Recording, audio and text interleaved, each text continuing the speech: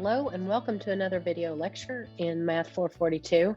This is a lecture on section 8.3, and that's really the last section we're going to cover very much in chapter 8. There is more, but we're going to go on to some other things instead of getting too deeply into the stability analysis sections.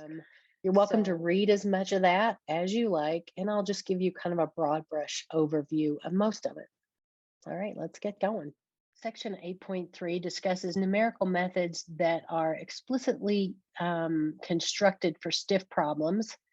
And you start out, of course, by thinking about Euler. So thinking about the intervals over which our problems are stiff, what do we want? We want a method with a large region of absolute stability. Keep in mind that Euler, we already know what the region of absolute stability is. It's defined according to this. We did that in the early days of chapter 7. Now, keep in mind, we've seen already, if lambda is extremely negative, so that its absolute value is large, then I have to make k very small in order to keep k lambda in that region of absolute stability, right? So the larger lambda is, the smaller my k has to be, and you can see that very clearly by this relationship right here. That is an issue where it's telling us for something like Euler, our time steps need to be made extremely small, and can we do better?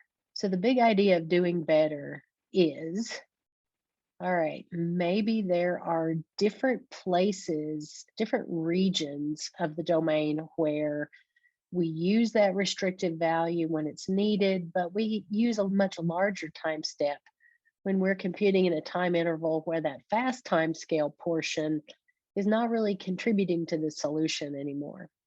Frankly, most explicit schemes, like your Euler, like all of your Adams-Bashforth that you saw earlier in the semester, frankly, these explicit schemes don't really work well on these problems because they have small regions of absolute stability. So methods that have an absolute stability region which contains the entire left half plane, now those are the ones that we would like to use. And they have a particular characterization. There's a particular definition here. So an ODE method is said to be astable if its region of absolute stability, which we call S, contains the entire left half plane. So this guy right here is really all of this in our picture. Just so you know, Dahlquist many years ago proved that any astable linear multi-step method is at most second order. That means that all those multi-step methods that you saw, that you've worked with, well, it turns out all the ones that are above order 2, they're not absolutely stable, which you already know because we looked at a lot of the graphs of their regions of absolute stability, and they're quite small compared to the entire left half plane.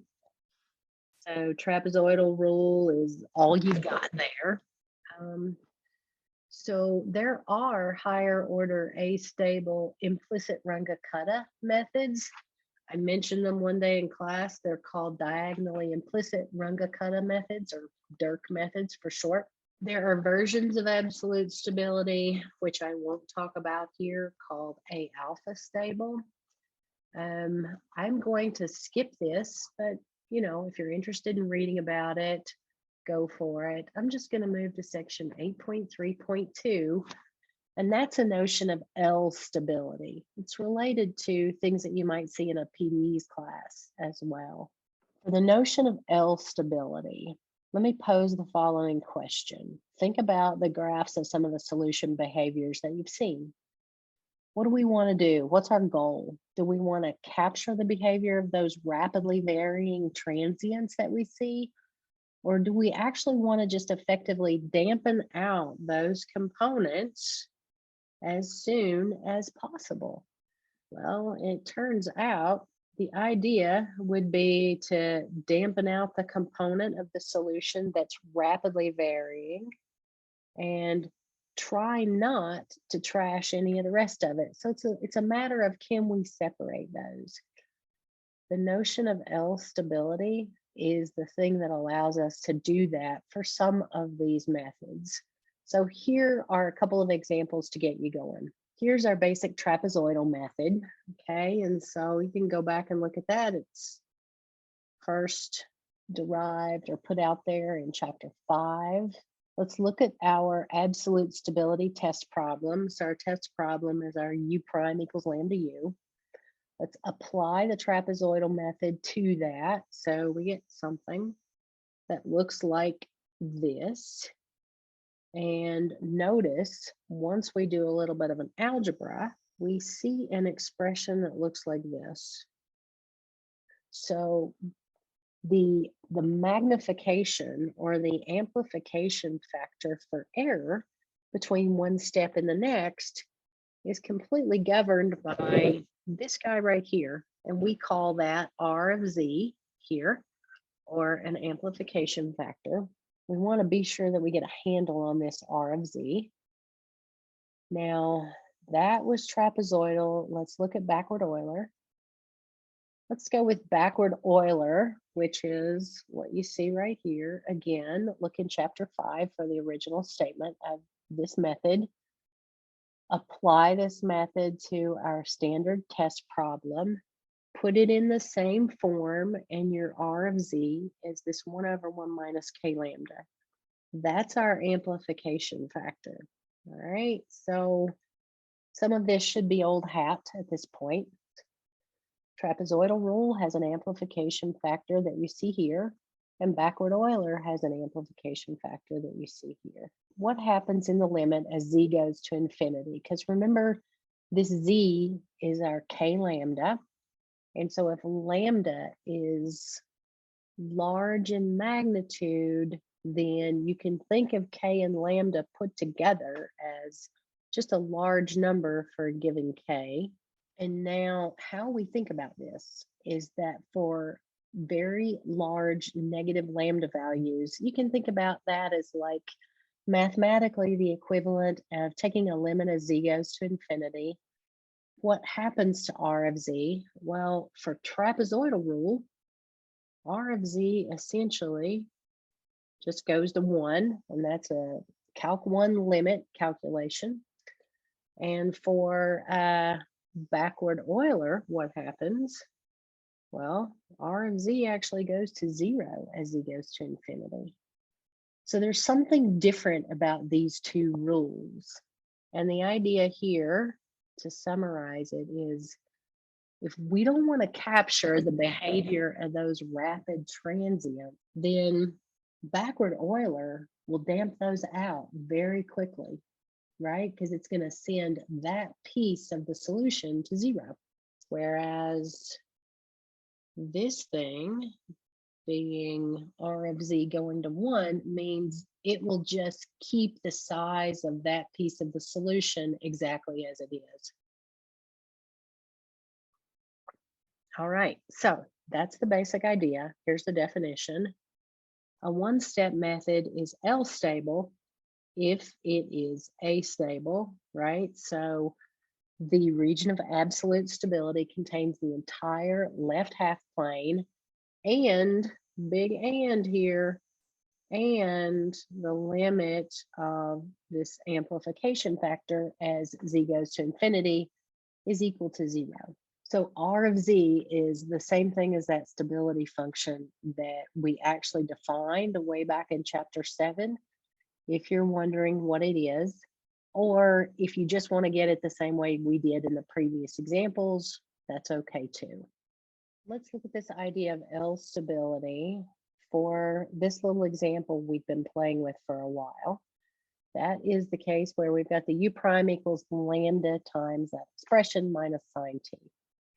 Now, you remember when lambda was very small, like minus 10 to the 6th, we had some issues with stiffness, right? As you remember from before.